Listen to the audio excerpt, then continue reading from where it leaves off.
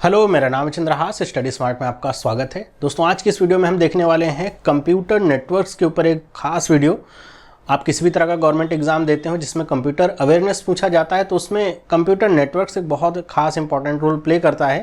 मैं आपको यहाँ पे पढ़ाऊँगा कितने टाइप के कंप्यूटर नेटवर्क होते हैं, हर एक टाइप के बारे में भी आपको बताऊँगा, उनकी क्या खासियत होती है। कुछ नया अपडेट अगर है तो वो भी मैं आपको अवगत कराऊंगा। तो अगर आप आरआरबी, पीओ, क्लर्क या फिर किसी भी तरह के भी गवर्नमेंट एग्जाम की तैयारी कर रहे हैं जिसमें कंप्यूटर पूछा जाता है तो बहुत इंपॉर्टेंट ये आपके लिए वीडियो होने वाला है। तो इस तरह की वीडियोस मैं आपके लिए कंप्यूटर के लिए फिर से लेकर के आ रहा हूं। तो अगर आप फॉलो करना चाहते हैं तो चैनल को सब्सक्राइब कर लीजिए, बेल आइकन को प्रेस कर दीजिए ताकि आपसे कोई भी वीडियो मिस ना हो।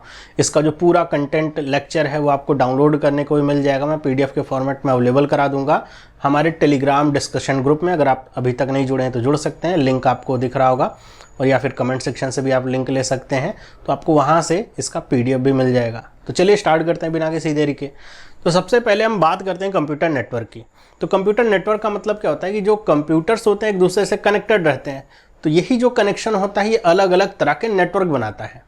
वैसे खास कुछ समझने की ज़रूरत आपको नहीं पड़ती जब आप कंप्यूटर यूज़ करते हैं, ना तो उसमें कुछ आपको ऐसा देखना पड़ता है, सुनना पड़ता है, समझना पड़ता है कि क्या नेटवर्क है, कैसे काम करेगा। हम इसको डिवाइड करेंगे इसके डिफरेंट प्रॉपर्टीज़ के ऊपर, और कई बार आपको ऐसा दिखेगा कि इंटरमिक्सिंग होती हुई आपको ऐसा लगेगा अच्छा ये प्रॉपर्टी तो दूसरे में थी, इसमें क्या अलगाव है। तो वो मैं आपको सारा कुछ यहाँ पे समझाऊंगा।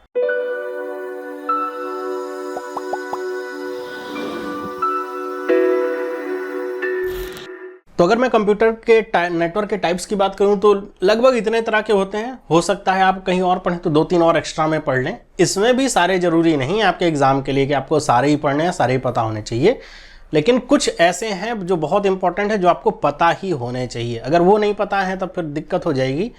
जैसे मैंने इनको लिख रखा है, जैसे लोकल एरिया नेटवर्क, इसका नाम आपने बहुत सुना होगा, एग्जाम में भी पूछा जाता है। इसको भी हम डिटेल में डिस्कस करेंगे। एक होता है WLAN मतलब वायरलेस लोकल एरिया नेटवर्क, एक होता है wide area network, metropolitan area network, personal area network. ध्यान रखिए इसका जो एक्रोनिम है, एक्रोनिम के साथ आपको फुल फॉर्म भी पता होनी चाहिए।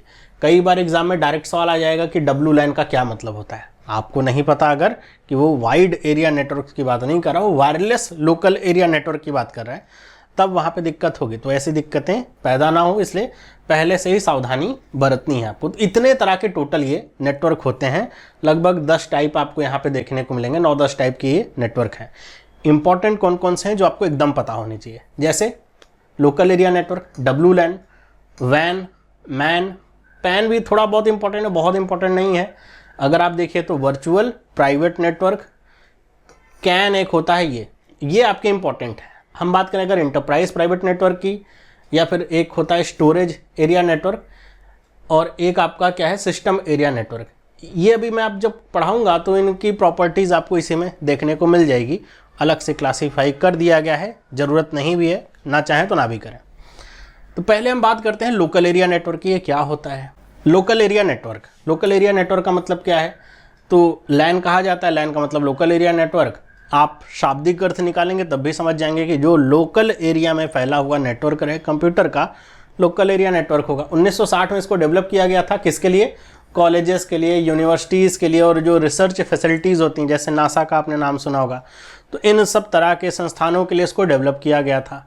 क्यों डेवलप किया गया था? क्योंकि यहाँ पे इसकी प्रॉपर्टी देखिए क्या लिखा है, a local area network is a collection of devices connected together in one physical location. कि जहाँ पे कई सारे कंप्यूटर हों या फिर कंप्यूटर वाली जो डिवाइसेस हों वो कनेक्टेड रहें एक दूसरे से, और वो कोई बहुत बड़ा एरिया ना हो। अब इसको क्लासीफाई भी नहीं किया जा सकता है, ये जितने भी तरह के नेटवर्क होते हैं कुछ एक पैमाना हो, लेकिन ऐसा समझ के रखिए कि अगर विद इन 1 किलोमीटर के अंदर सारी चीज़ें मैनेज हो रही हैं, या उससे भी कम छोटा सा एरिया, एक बिल्डिंग हो गई, एक स्कूल हो गया, तो या एक घर हो गया, एक ऑफिस हो गया छोटा सा, तो वहाँ पे आप कह सकते हैं कि जो भी आपस में कंप्यूटर कनेक्ट होते हैं वो क्या कहलाते हैं? LAN के थ्रू कनेक्शन उनका होता है। एग्जाम्पल के रूप में देख लीजिए, बिल्डिंग है, ऑफिस है, होम है। अब यहाँ पे ये लिखा है इट कैन बी स्मॉल और लार्ज, मतलब ऐसा नहीं कि LAN है तो बस 4 कंप्यूटर रहेंगे, ऐसा नहीं है। 4 कंप्यूटर भी हो सकते हैं, 400 भी हो सकते हैं, और 4000 भी हो सकते हैं कंप्यूटर। नंबर ऑफ जो डिवाइसेस हैं कितनी कनेक्ट है इससे डिपेंड, मतलब इस पर नहीं फर्क पड़ेगा।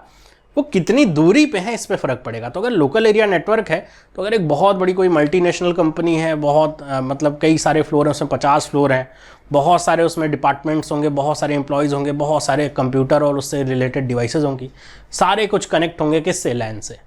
तो वहाँ पे हज़ारों की संख्या भी हो सकती है। एक छोटी ऑफिस है, एक स्कूल है, जिसमें कह सकते हैं अंडर 100 कंप्यूटर्स हो सकते हैं, डिवाइसेस हो सकते हैं, वो भी लैन के थ्रू ही कनेक्ट होगा, है ना। तो वो जो कनेक्शन होगा आपस में, जो कंप्यूटर कहलाएगा, क्या कहलाएगा, लैन कहलाएगा। लिखा हुआ है देखिए, इट कैन बी स्मॉल, और राज्य में कि एक होम नेटवर्क भी हो सकता है या फिर कोई एक इंटरप्राइज नेटवर्क भी हो सकता है ना, जो जिससे बहुत सारी चीज़ें कनेक्ट हों। लैन में जनरली होता क्या है, अगर आप अभी तक नहीं समझ पाए, समझिए कि एक कंप्यूटर रखा हुआ है, दूसरा कंप्यूटर रखा हुआ है, 2 कंप्यूटर आपके सामने हैं और आपने इन 2 कंप्यूटर्स को आपस में कनेक्ट कर दिया एक केबल के थ्रू। ठीक है, आपने इन 2 कंप्यूटर्स को क्या किया, केबल के थ्रू कनेक्ट कर दिया। अब क्या होगा कि अगर आप चाहें इस कंप्यूटर में कुछ भेजना, तो आपको अलग से इंटरनेट की ज़रूरत नहीं है, आपको कोई USB की ज़रूरत नहीं, कुछ नहीं। आपका ये जो लैन के थ्रू कनेक्शन है ना, आप आसानी से इस कंप्यूटर में दूसरे कंप्यूटर की चीज़ ट्रांसफ़र कर सकते हैं एंड वाइस एंड वर्सा, दूसरे से अपने में ले भी सकते हैं। इसी तरह जैसे यहाँ पे मान लीजिए कोई ऑफिस होती है, बहुत सारी ऑफिस होती हैं, इसके बेनिफिट्स मैं भी आपको बताता हूँ। तो बहुत सारी जब ऑफिसेज होती हैं, तो अगर आपके मान लीजिए पूरा एक फ्लोर है जिसमें तकरीबन 50 लोग काम कर रहे हैं और आपको सबसे कुछ ना कुछ चीज़ें शेयर करनी है, कोई डॉक्यूमेंट शेयर करना है, कुछ ना कुछ शेयर करना है, तो आप सबसे उठ करके तो जाएंगे नहीं बोलने के लिए कि मेरे को ये सेंड कर दो या ये मेरी ईमेल आईडी। इतना काम करना थोड़ा टीडियस हो जाता है, फिर आप उसमें करेक्शन करिए, फिर उनको दोबारा वापस भेजिए। तो इस वजह से बहुत सारे जो कंप्यूटर होंगे उनको लैन के थ्रू कनेक्ट कर दिया जाएगा और एक शेयर्ड नेटवर्क बना दिया जाएगा, कि एक नेटवर्क सा बना दिया जाएगा कि अगर एक कंप्यूटर में एक जगह ऐसे एस्टेब्लिश कर दी गई कि इस फोल्डर में जो भी रखना है सब शेयर्ड चीज़ें हैं, तो उसमें अगर किसी एम्प्लॉय ने आपके कुछ काम किया, आपने कुछ प्रेजेंटेशन दी बनाई, उसमें पुट कर दी, आपको जब भी एक्सेस करना है आप अपने कंप्यूटर पे कर सकते हैं, इस नेटवर्क के थ्रू जुड़ा रहेगा आपका कंप्यूटर, आप एक्सेस कर सकते हैं। कुछ सुधार करना, सुधार को भी वहीं पे लिख सकते हैं, फिर से वहीं से एक्सेस हो जाएगा। तो काफ़ी ईजी हो जाता है सिस्टम लैन के थ्रू जब चीज़ें कनेक्ट होती हैं। इसका बेनिफिट देखिए, अगर मैं बेनिफिट तो आप समझ ही गए होंगे अभी तक इसका बेनिफिट क्या है। जो इसके बेनिफिट हैं वही इसके नुकसान भी हैं, बस आपको समझना है। बेनिफिट जैसे प्रिंटर्स कैन बी शेयर्ड। अब आपको पता है अगर एक बहुत बड़ी सी ऑफिस है तो हर एक कंप्यूटर के साथ एक प्रिंटर रखना थोड़ा सा कॉस्ट इफेक्टिव भी नहीं होता है, और दूसरा वो स्पेस भी काफ़ी ज़्यादा लेगा, इलेक्ट्रिसिटी भी उतनी ही मल्टीपल में चलेगी, है ना। तो वो थोड़ा सा मेंटेनेंस भी उतना ही बढ़ जाएगा, वो थोड़ा सा कॉस्ट इफेक्टिव नहीं रहेगा। तो क्या किया जाता है, आप देखते हैं कि एक पूरा अगर फ्लोर है तो उस पर 2 या 3 प्रिंटर लगा दिए जाते हैं। वो सारे प्रिंटर क्या होते हैं, लैन के थ्रू जितने भी उस फ्लोर पे कंप्यूटर्स हैं ना, सबसे कनेक्ट रहते हैं। हो गया क्या कि अगर किसी को भी प्रिंट लेना है तो उसको अलग से जा करके उस प्रिंटर को कनेक्ट नहीं करना है, वो आपके लैन नेटवर्क से कनेक्ट रहेगा। आपको बस उसको प्रिंट दे देना है, अपना प्रिंटर सेलेक्ट करना है, तो वो प्रिंट आपके सामने होकर के आ जाएगा, प्रिंटर में आपको हो जाएगा, आप जाके निकाल लीजिए। तो होगा क्या इससे, होगा ये प्रिंटर आपके जो बहुत सारे लगने थे अब एक ही प्रिंटर से काम चलेगा, जिसको प्रिंट करना है निकाल लेगा, उस कॉमन प्रिंटर है सबका, तो वो शेयर्ड प्रिंटर का काम इसमें बड़े आसानी से हो जाता है। दूसरा क्या, the devices can use a single internet connection. आपको हर एक डिवाइस के लिए अलग से इंटरनेट की जरूरत नहीं पड़ेगी, सारे कंप्यूटर को एक साथ कनेक्ट किया जाएगा और उनका जो कनेक्शन होगा एक इंटरनेट से कर दिया जाएगा। तो होगा क्या कि एक इंटरनेट से सारे ही कंप्यूटर आप चला सकते हो, ऐसा नहीं कि सबके पास जाकर के आपको अलग से केबल लगानी है, ऐसा नहीं करना पड़ेगा। लिखा हुआ share file with one and other, या फिर जैसा भी मैंने आपको बताया एक डेडिकेटेड फाइल सर्वर आपका क्रिएट किया जा सकता है। आपके कंप्यूटर में एक डेडिकेटेड फाइल सर्वर क्रिएट कर दिया जाएगा, उस फोल्डर में जो भी चीज़ें रखी रहेंगी उसको सब लोग एक्सेस कर सकते हैं। कोई फाइल रखी, कोई डॉक्यूमेंट रखा है, कोई PDF रखी है, उसको कोई भी एक्सेस कर सकता है, डाउनलोड कर सकता है, उसको मॉडिफाई अगर करना है तो मॉडिफाई कर सकता है। तो इस काम के लिए बहुत ही ज़्यादा ये यूज़फुल रहेगा। आपको बार बार उठ करके जाना नहीं, कॉपी पेस्ट नहीं करना, किसी से मांगना नहीं, सारी चीज़ें उसमें पुट रहेंगी। आपको जब भी यूज़ है आप निकाल सकते हैं, यूज़ कर सकते हैं रिसोर्सेज का। इसको एज अ लोकल इंट्रानेट, देखिए लिखा हुआ है क्या, इंट्रानेट के तौर पे भी यूज़ किया जा सकता है। इंटरनेट का मतलब क्या हो गया कि जब अलग अलग डिवाइसेस अलग अलग जगह से, पूरी ज्योग्राफिकल कोई लिमिट नहीं है, वो कनेक्ट रहती हैं, तो उसको कहा जाता है इंटरनेट, है ना। इंट्रानेट का मतलब एक क्लोज कम्युनिटी में कोई आपका कनेक्शन इस्टेब्लिश है, उसको इंट्रानेट कहा जाता है। जैसे बैंक का जो कनेक्शन होता है, जो बैंक वाले काम करते हैं आपस में, इंटरनेट नहीं, वो इंट्रानेट होता है। वो वाला कनेक्शन नहीं होता जो आपके घर में आया हुआ है ब्रॉडबैंड का, नहीं, वो अलग ही लाइन होती है, वो इंट्रानेट हो गया। तो लोकल इंट्रानेट के तौर पे भी इसे इस्तेमाल किया जा सकता है। लैन के थ्रू अगर जुड़े हुए हैं बहुत सारे कंप्यूटर, तो आप फाइल को शेयर कर सकते हैं, ओपन कर सकते हैं, एडिट कर सकते हैं, कुछ मंगा सकते हैं, डिलीट कर सकते हैं, बहुत काम कर सकते हैं एज अ लोकल इंट्रानेट। ये सब इसके क्या होंगे, बेनिफिट्स होंगे। नुकसान भी वही है। शेयर्ड प्रिंटर होगा तो आपको पता है कि अगर 4 लोगों ने कमांड दिया है तो वो जैसा जैसा कमांड है वैसे वैसे प्रोसेस करेगा। लंबी क्यों लग सकती है, क्योंकि प्रिंटर तो एक ही है ना, बहुत सारे लोगों ने कमांड दे दिया तो टाइम लग सकता है आपको। आपके पास अलग से प्रिंटर रहेगा तो आप जब चाहे तब निकालिए। डिवाइसेस जो सेम इंटरनेट कनेक्शन यूज़ करती हैं, उसका भी एक नुकसान ये हो सकता है कि आपकी इंटरनेट की स्पीड उतनी प्रॉपर ना रहे, है ना। बैंडविड्थ अगर अच्छी नहीं है तो प्रॉपर स्पीड भी नहीं मिलेगी। फाइल शेयर करने के लिए सिक्योरिटी वाला रीज़न भी आ जाता है कि कोई भी उसे पढ़ सकता है या फिर उसको मॉडिफाई कर सकता है, तो वो वाली चीज़ भी यहाँ पे रहेगी। तो ये इसके बेनिफिट है, और यही मैंने जैसा कहा कि इसके नुकसान भी हो सकते हैं। आगे बढ़ते हैं लोकल एरिया नेटवर्क से। लोकल एरिया नेटवर्क से अगर हम आगे बढ़ेंगे तो हम पहुँचेंगे कहाँ पे, वायरलेस लोकल एरिया नेटवर्क पे। WLAN कहा जाता है इसे। वायरलेस लोकल एरिया नेटवर्क का एक बहुत अच्छा एग्जाम्पल होगा जो आपके घर में वाईफाई होता है। आपका एक वाईफाई होता है, राउटर होता है, वाईफाई के थ्रू आपके जितने मोबाइल हैं, कंप्यूटर्स हैं, आईपैड हैं, जो भी है, सब कुछ कनेक्टेड रहते हैं। तो वो भी क्या है, एक ही डिवाइस से सारी चीज़ें कनेक्टेड है, एक ही वाईफाई से। ऐसा नहीं कि सबके लिए अलग अलग वाईफाई है, एक ही वाईफाई से सब कुछ कनेक्टेड है, सारी डिवाइसेज एक ही वाईफाई से कनेक्टेड है। तो वायरलेस लोकल एरिया नेटवर्क उसको कहा जाता है। इस तरह का जो भी नेटवर्क होता है उसे वायरलेस लोकल एरिया नेटवर्क कहा जाता है। और यहाँ पे जो भी, वहाँ पे तो केबल का इस्तेमाल होता था, है ना। लोकल एरिया नेटवर्क में अगर आपने देखा हो, यहाँ पे दिखाता हूँ, ये लिखा हुआ है कि यहाँ पे किन किन चीज़ों का इस्तेमाल होता है, केबल्स का, एक्सेस पॉइंट का, स्विचेस का, राउटर्स का, और भी जो अदर तरह के कंपोनेंट हैं एक दूसरे से डिवाइस कनेक्ट करने के लिए लोकल एरिया नेटवर्क में इनका प्रयोग किया जाता है।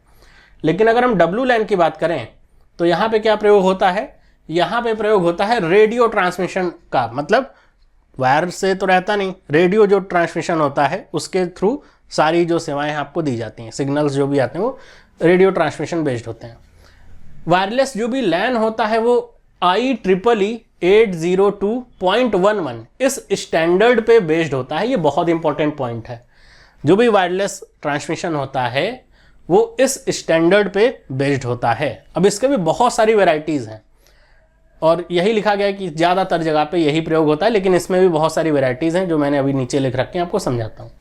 लिखा हुआ the packet contains layer with label and instructions that along with a unique MAC ID कहा जाता है इसे, या MAC address assign to end points.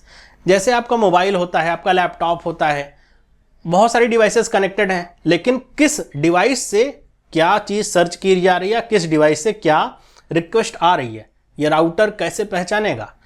तो यहाँ पे लिखा गया है कि जो भी आपने मैसेज भेजना है, रिसीव करना है, उसके ऊपर लेबल होता है, इंस्ट्रक्शन होता है, किसको भेजना है, कहाँ भेजना है, उसके साथ साथ एक मैक होता है। ऐसा ना हो कि मान लो आपके घर में 3 मोबाइल हैं, किसी ने गूगल पे खोल करके या यूट्यूब सर्च किया, किसी ने फेसबुक सर्च किया, तो ऐसा हो जाए कि जिसने फेसबुक सर्च किया था उस पर यूट्यूब खुल जाए, जिसने यूट्यूब खोला था उस पर फेसबुक खुल जाए, ऐसा ना हो।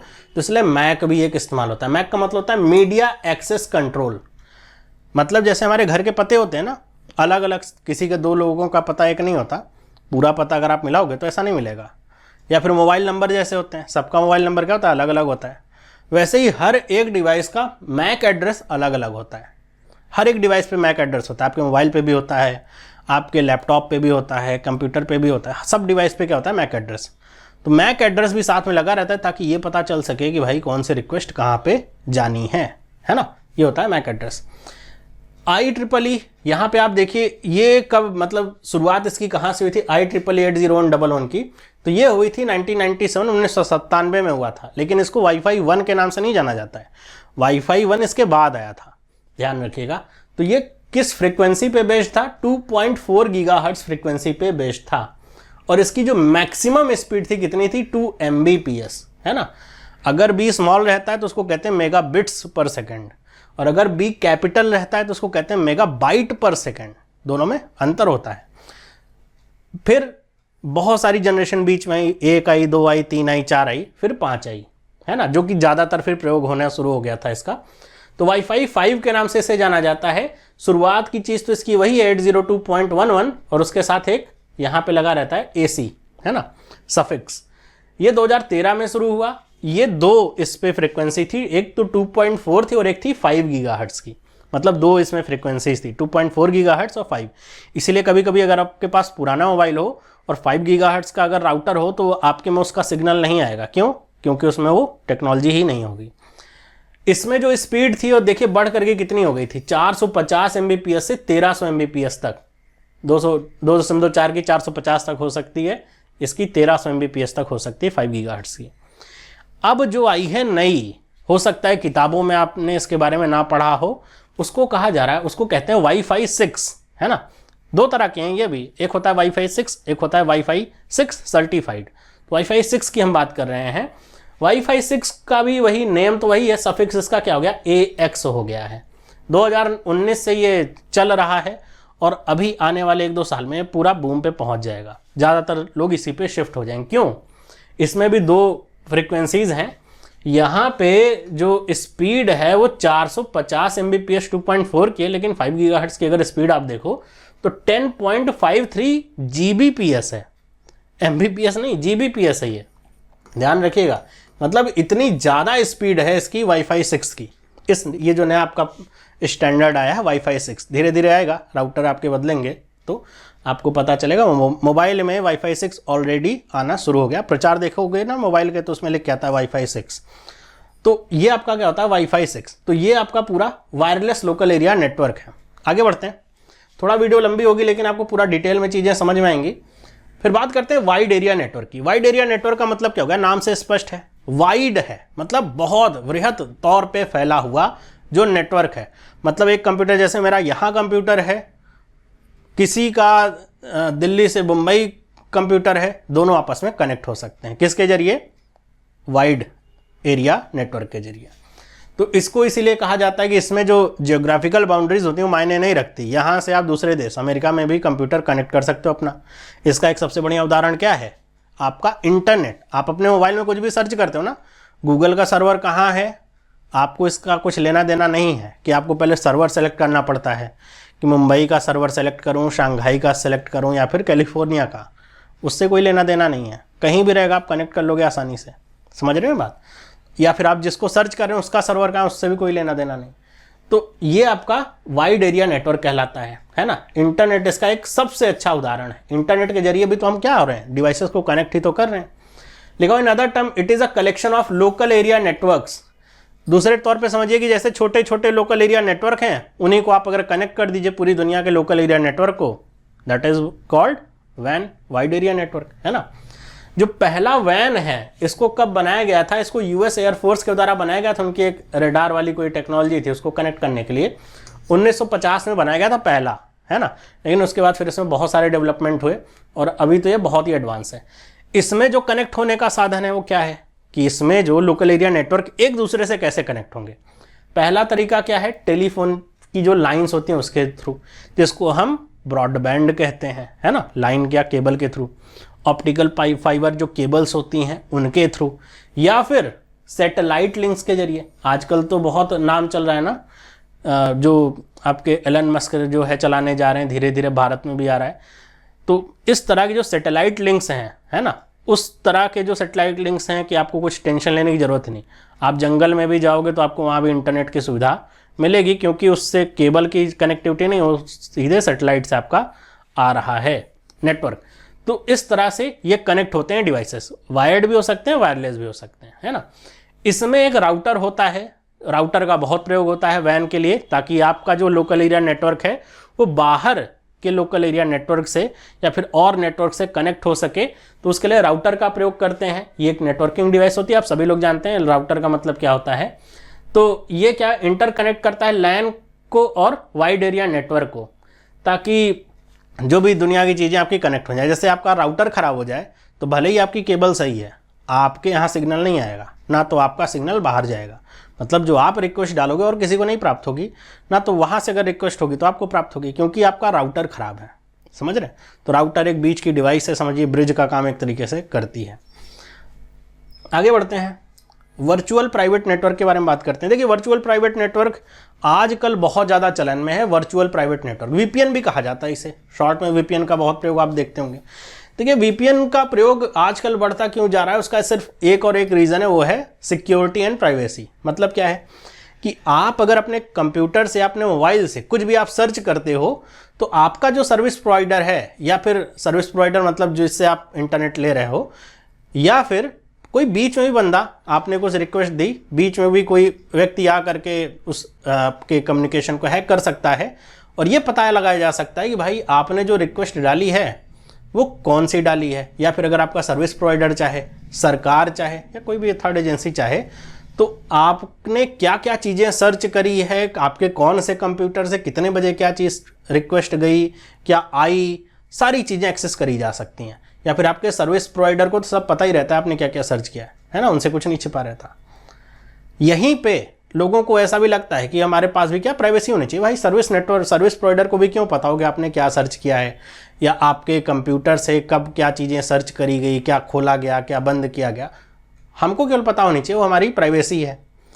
इसलिए एक वीपीएन का प्रयोग किया जाता है। वीपीएन एक तरह का सॉफ्टवेयर होता है ना, इसीलिए इसको virtual network, private virtual network कहा जाता है, जो आप अपने मोबाइल या कंप्यूटर पे इंस्टॉल करते हैं।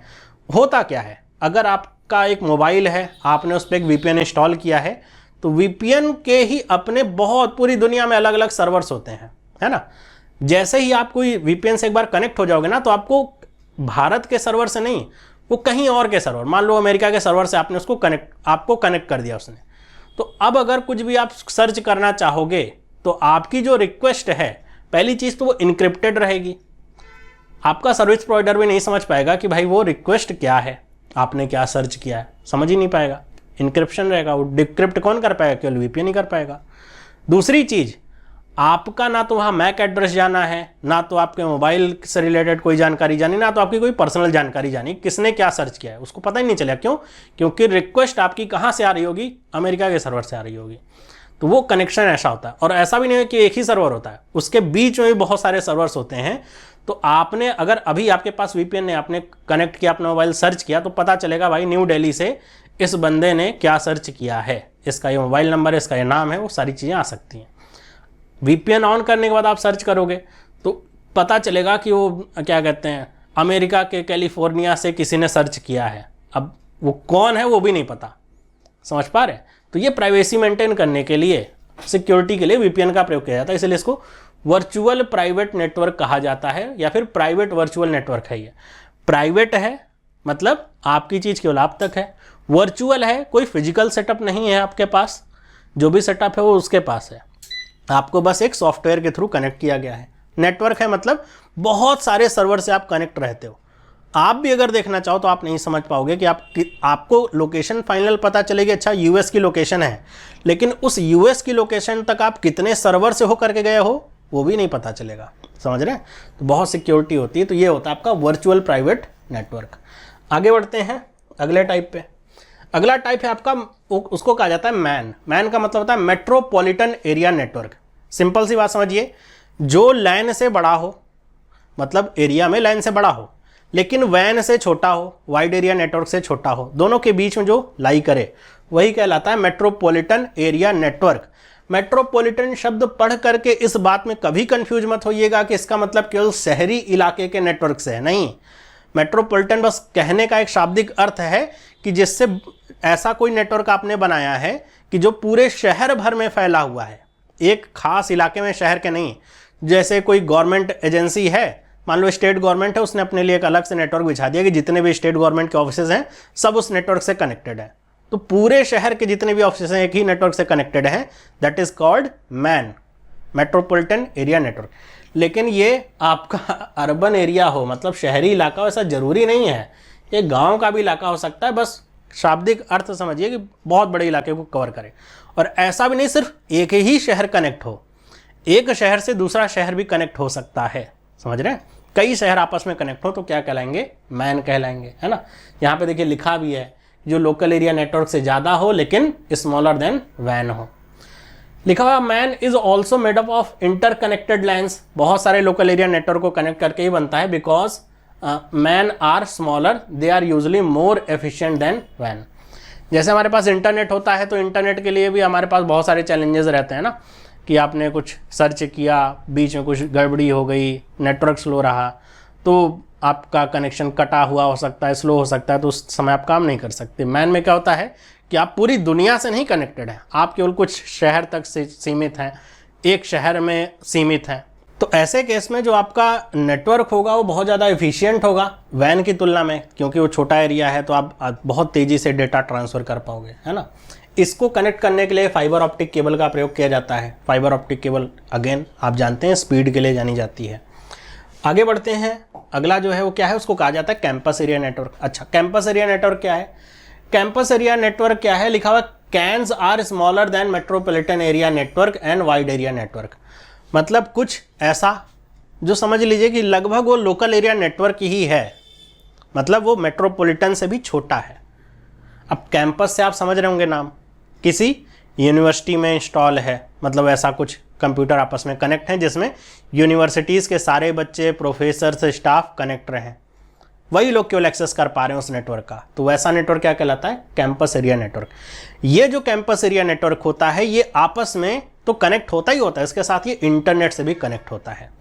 तो एक तरह का ये लैन ही है, लेकिन एक खास जगह पे होता है, तो इसलिए इसको कैंपस एरिया नेटवर्क ही कहा जाता है। आप डेफिनेशन समझ सकते हैं, मैन से छोटा होता है। तो ऐसा भी हो सकता है कि जैसे एक यूनिवर्सिटी है, उसके कई सारे कैंपस हैं, उसने अपने जितने भी कैंपस हैं 2, 4, 10 किलोमीटर दूर भी हैं, तो उनको कनेक्ट कर रखा है, तो भी क्या कहलाएगा? कैन ही कहलाएगा, कैंपस एरिया नेटवर्क। लैन का मतलब तो समझ थोड़ा छोटा एरिया रहना चाहिए, 1 किलोमीटर से कम का एरिया जनरली लेते हैं। वैसे इसकी कोई डेफिनेशन नहीं कि 1 किलोमीटर से कम कितना होना चाहिए, जनरली हम ऐसे समझते हैं। तो लिखा हुआ है at colleges, universities and other educational institute can provide internet access for student and faculty. Okay, होता क्या है कि चूंकि एरिया काफ़ी छोटा होता है, जो नंबर ऑफ सिस्टम्स होते हैं वो भी उसकी तुलना में कम रहते हैं, तो यहाँ पे जो फाइल शेयरिंग, डेटा शेयरिंग जो होती है बहुत ज़्यादा क्विक होती है नेटवर्क के बीच में। इसके अलावा इसमें एक जो सबसे खास बात है वो क्या है कि जैसे हमने वैन पढ़ा था ना, वाइड एरिया नेटवर्क, वो किसके द्वारा ओन होता है? वो किसी एक व्यक्ति या एक कंपनी के द्वारा ओन नहीं होता है, बहुत सारी उसमें कंपनीज, गवर्नमेंट, बहुत सारे लोग रहते हैं इन्वॉल्व। एक कोई कंपनी ऐसा नहीं पूरा इंटरनेट चला रही है, नहीं। लेकिन अगर हम बात करें हम कैन की, तो कैन तो एक किसी खास ऑर्गेनाइजेशन के द्वारा ही गवर्न या फिर ओन्ड होता है। मतलब जिस यूनिवर्सिटी का कैन है, वो एरिया नेटवर्क है, उसी के कंट्रोल में सब कुछ रहेगा। वो कहेगी बंद कर देते हैं, बंद कर देगी। आपने क्या क्या चीज़ें सर्च करी उस नेटवर्क पे, उसको सब पता रहेगा। आपने क्या खोला, कब खोला, सब कुछ पता रहेगा, है ना। आपने क्या शेयर किया, कब शेयर किया, सब पता रहेगा। तो यहाँ पे जो गवर्नेंस होती है, या फिर कह सकते हैं ओनरशिप होती है, वो जो भी कैंपस टेनेंट रहे, ओनर रहे, या फिर जो इंटरप्राइज यूनिवर्सिटी है, गवर्नमेंट अगर है तो गवर्नमेंट रहे, उसकी ओनरशिप होती है, इंटायरली उसके द्वारा ओन होता है। आगे बढ़ते हैं, अगले पे चलते हैं। लिखा है पर्सनल एरिया नेटवर्क। सबसे छोटा एरिया नेटवर्क में से एक होता है आपका पर्सनल एरिया नेटवर्क, जो within a few metre तक ही आपका रहता है। पर्सनल एरिया नेटवर्क का मतलब वही हो गया कि जैसे आपने कोई इलेक्ट्रॉनिक डिवाइस लिया, जैसे आपने अपना मोबाइल लिया और आपके पास कोई ब्लूटूथ वाले क्या है, ईयरफोन है, आपने उसको कनेक्ट कर लिया, तो वो भी एक तरह का कनेक्शन हुआ, तो वो क्या कहलाएगा? पर्सनल एरिया नेटवर्क है, केवल आप तक सीमित है वो, है ना। मोबाइल में जो चल रहा है आपके कान में सुनाई देगा, वो क्या कहलाएगा? पर्सनल एरिया नेटवर्क, पैन के नाम से जाना जाता है। अच्छा, ऐसा जरूरी नहीं है कि वो वायरलेस ही हो, पैन वायर्ड भी हो सकता है। आपने यूएसबी के थ्रू कुछ कनेक्ट किया, आप तक सीमित है ना। आपने वायरलेस माउस कनेक्ट कर लिया अपने लैपटॉप से, दैट इज कॉल्ड पैन। समझ रहे हैं? आगे बढ़ते हैं। इसमें राउटर की जरूरत नहीं होती, आपको समझ में आ रहा होगा। आगे बढ़ते हैं, अगला क्या है हमारा? अगला है स्टोरेज एरिया नेटवर्क। अच्छा, स्टोरेज एरिया नेटवर्क जिसको सैन के नाम से जाना जाता है, स्टोरेज एरिया नेटवर्क का मतलब क्या होता है? खास तरह का नेटवर्क बनाया जाए जो केवल इस काम में आए कि आप एक डेडिकेटेड सर्वर बना दिया जाए, बीच में कंप्यूटर रख दिया जाए कि जिसमें सारी चीज़ें केवल स्टोर होंगी। तो ऐसा जो नेटवर्क बने और उससे बहुत सारे कंप्यूटर कनेक्टेड हों, उस कंप्यूटर पे कोई काम ना करे, समझ रहे हैं? वो कंप्यूटर केवल स्टोरेज के उद्देश्य से बनाया गया है और उससे बहुत सारे आपके कंप्यूटर कनेक्ट हो रहे हैं। हमारा क्या हो जाए, कंप्यूटर ऐसे बीच में रहे जो स्टोरेज के काम में है और इससे बहुत सारे और कंप्यूटर कनेक्ट हों। इनको अगर कुछ स्टोर करना है तो वो इसी जो कंप्यूटर है इस पे वो स्टोरेज करेंगे, या फिर अगर कुछ फेच करना है तो भी वो इसी से फेच करेंगे चीज़ें। तो ये जो नेटवर्क कहलाएगा वो क्या कहलाएगा, स्टोरेज एरिया नेटवर्क, है ना। इसको जितने भी लोग हैं वो एक्सेस कर सकते हैं, जो भी चीज़ें हैं फेच कर सकते हैं या फिर इसमें अपलोड कर सकते हैं। तो ये काफ़ी स्पीड इसकी तेज होती है। जैसे लैन का होता है, लैन में भी यही काम होता है जैसा मैंने आपको कहा, लेकिन उसमें हर एक कंप्यूटर एक दूसरे से कनेक्ट रह सकता है, तो वहाँ पे थोड़ा स्पीड कम हो सकती है। ये डेडिकेटेड रहेगा नेटवर्क, इसका केवल वहाँ पे तो आप कुछ भी काम कर सकते हो, प्रिंटर भी कनेक्ट कर सकते हो, बहुत सारी चीज़ें। इसका केवल काम ही यही है। क्या काम है, स्टोरेज का। तो इसलिए इसको स्टोरेज एरिया नेटवर्क सैन के नाम से जाना जाता है। सैन के नाम से एक और होता है जिसको सिस्टम एरिया नेटवर्क कहते हैं। वो इतना इंपॉर्टेंट आपके एग्जाम के लिहाज से है नहीं, ना तो उसमें बहुत ज़्यादा कुछ कॉम्प्लेक्सिटी है जो पूछी जाए, आज तक तो कभी नहीं पूछा गया, केवल एक टाइप था तो मैंने बता दिया। इसी तरह एक था इंटरप्राइज एरिया नेटवर्क, जो था इंटरप्राइज प्राइवेट नेटवर्क।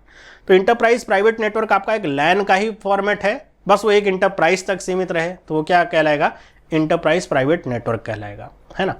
तो ये आपके क्या थे, प्रकार थे नेटवर्क के। मुझे उम्मीद है आपको बहुत कुछ सीखने को मिला होगा, और अगर आप चाहते हैं और भी इस तरह की चीज़ें सीखना आपके कंप्यूटर से रिलेटेड, तो मैं आपके लिए बहुत सारी चीज़ें अभी और भी लेकर के आऊँगा। मैं अगले क्लास में प्रयास करूँगा आपको टोपोलॉजी के बारे में बता सकूँ, कितने तरह की टोपोलॉजीज़ होती हैं, उनका मतलब क्या होता है, हर एक में क्या डिफरेंस होता है, क्या नुकसान फ़ायदे होते हैं। अगला लेक्चर हम उसका देखेंगे। अगर आपको वीडियो अच्छी लगी है ये, तो आप वीडियो को लाइक ज़रूर करिए, अपने दोस्तों के साथ ज़रूर इसको शेयर करिए। आपको कैसा लगा आप कमेंट करके ज़रूर बताइएगा, और अगर आप कुछ चाहते हैं सुधार इसमें लाना या कुछ और चीज़ें ऐड करवाना चाहते हैं तो आप मुझे बता दीजिएगा कमेंट करके। और इसका अगर आपको PDF चाहिए पूरा, तो डाउनलोड कर सकते हैं आप उसे, अगर आप हमारे ग्रुप में हैं, टेलीग्राम वाले डिस्कशन ग्रुप में हैं, लिंक आपको कमेंट सेक्शन में मिल जाएगा। आप जाइए, वहाँ पे आपको इसका PDF जो वर्जन है वो मिल जाएगा, आप डाउनलोड कर सकते हैं अपने रिवीजन के लिए। ओके, तो चलिए मिलते हैं फिर अगली किसी क्लास में। इसी तरह के मैं आपके लिए वीडियोस लाता रहूँगा ताकि आपकी जो तैयारी है काफ़ी अच्छी हो सके। और जो कंप्यूटर का सेक्शन है जो 40 नंबर का आता है, मैं तो प्रयास करूँगा कि आप 20 में से 20 लेकर के आएँ, क्योंकि उसमें एक भी नंबर छोड़ने लायक नहीं रहेंगे। तो मिलते हैं हम किसी और क्लास में, तब तक के लिए सभी लोगों को have a nice day and bye.